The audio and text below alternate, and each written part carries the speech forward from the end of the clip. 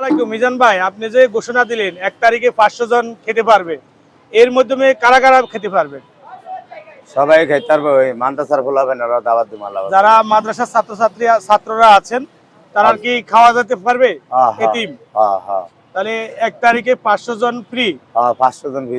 500 জন ফ্রির মাধ্যমে মাদ্রাসার ছাত্ররাও খেতে পারবেন ফ্রি। মাদ্রাসার ছাত্ররা ফাও দিয়া রিক্সা চালায়, যারা হেরা প্রতিবন্ধীরা, কাগজ টোকায়, বোতল টোকায়, হেরা লেবার পেনশনাররা, অসহায় যারা হেরা সবাই খেতে পারবেন ফ্রি।